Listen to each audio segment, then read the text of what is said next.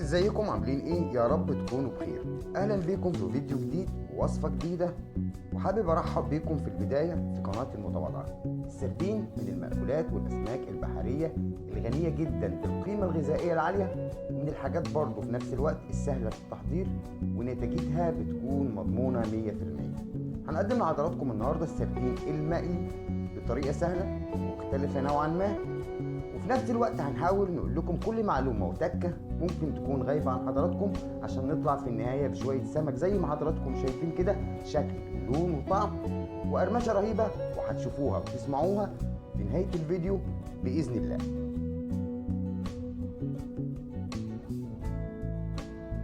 أول حاجة هنبدأ بيها هي التتبيلة اللي هنحشي بيها السردين، ودي أهم خطوة دايما في عالم طهي الأسماك. هنحتاج معلقة ملح، معلقة كمون، معلقة كزبرة، وراس توم كبيرة متقشرة، وثلاث حبات فلفل أحمر وأخضر وأصفر. وممكن نستغني عن الألوان دي كلها ونستخدم الفلفل الأخضر بس، يعني مش أساسي الألوان دي كلها. المتوفر عندك ممكن تستخدميه وتمشي الوصفة بتاعتك وهتطلع تمام التمام. وهنطلع بيهم على الكبة بتاعتنا، أو ممكن تستخدمي الهون.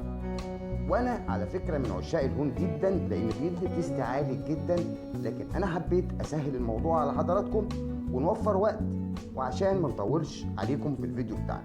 ونبدا نخلطهم مع بعض في الكبه لحد ما يوصل للقوام اللي حضراتكم شايفينه ده بالظبط. تاني خطوه هنجهز التتبيله اللي هنغلف بيها السمك. هنحتاج معلقه من الكركم، ومعلقه توم بودر، ومعلقه كزبره، وهنحتاج معلقه كمون، وهنحتاج الدقيق، ومعايا معلقه كبيره من البهارات المشكله. اي نوع بهارات مشكله زي ما حضرتك شايفه كده عندي انا هستخدمها، ومعايا الدقيق بتاعي طبعا. هنبدا نضيف كل البهارات اللي قلنا عليها دي على الدقيق، ونبدأ نخلطهم مع بعض عشان يمتزجوا كويس جدا. والخطوة دي مهمة جدا عشان نقدر نطلع بأكلة سمك مقلي تكون مقرمشة من بره، وفي نفس الوقت من جوه تكون السمكة طرية.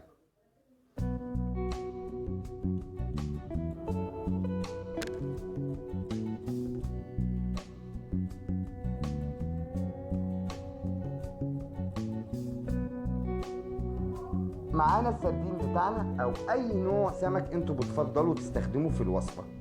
طبعا بننضفه طبعا كويس، وبنبدأ نحطه في مصفى عشان نتخلص من كل المية اللي فيه. يعني الخطوة دي مهمة جدا.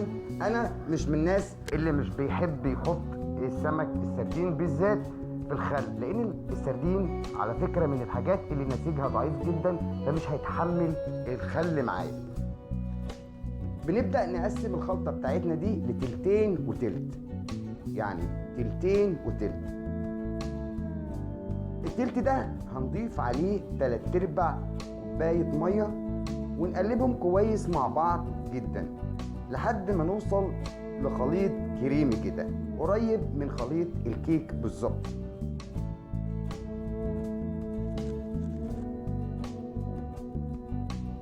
زي ما حضراتكم شايفين كده بالظبط، ده الشكل اللي انا عاوزه عشان اقدر اغلف بيه السمك بتاعي.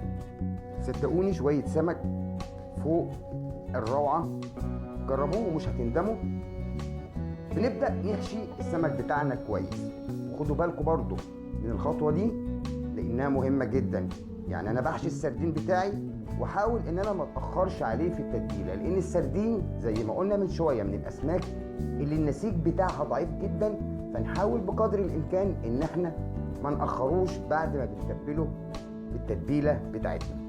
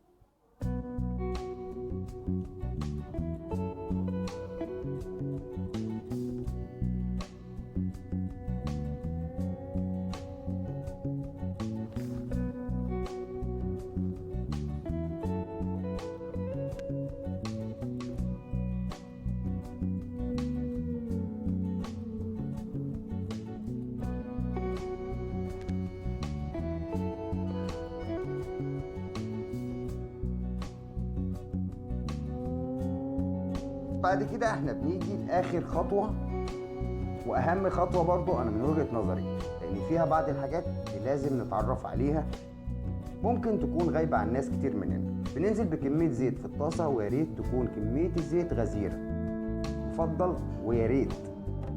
وطبعا النار بتكون عاليه، واول ما بتسخن النار والزيت بيسخن جدا معايا انا بهدي النار لتحت المتوسطه. ليه بقى؟ عشان السردين ما ياخدش مني لون من بره بسرعه، ومن جوه ممكن بعد التسويه الاقيه ني من جوه. انا ببدا اغلف السمكه بتاعتي بالدقيق الاول، وانزل بيها في الخليط السايل اللي جهزناه مع بعض من شويه، وبعد كده ارجع بيها في الدقيق مره تانيه، وهكذا. ويا ريت برضه ما ننزلش بكل كميه السمك في التتبيله مره واحده، يعني 3 سمكات ب3 سمكات، او على حسب الكميه اللي هتاخدها الطاسه منك. ليه؟ لان انا لو نزلت بالسمك في التتبيله ورصيته على بعض واتاخرت عليه ممكن يلزق معايا والغلاف يتبهدل مني.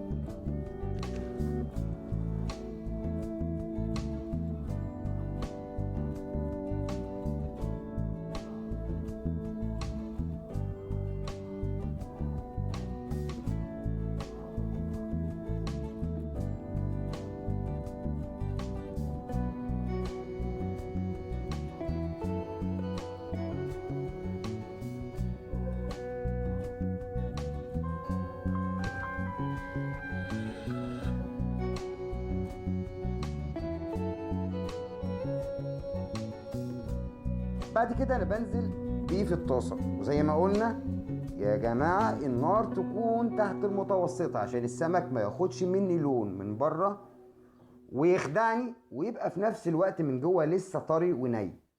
وزي ما حضراتكم شايفين شكل السمك يفتح النفس فعلا، وسر القرمشه بتاعته رهيبه جدا. وهنقدمه في النهايه مع رز ابيض وشويه سلطه خضراء. وانا هنا كان عندي سمك اخضر مشوي، لان في عندي حد في البيت مش بياكل المقلي. وبكده نكون وصلنا لنهايه الفيديو، بس مش حابب افكرك انا محمد عبد الجليل ودي قناتي. لو عجبك الفيديو انزل تحت الفيديو ودوس لايك، واشوفكم على خير في فيديو جديد، والسلام عليكم ورحمه الله وبركاته.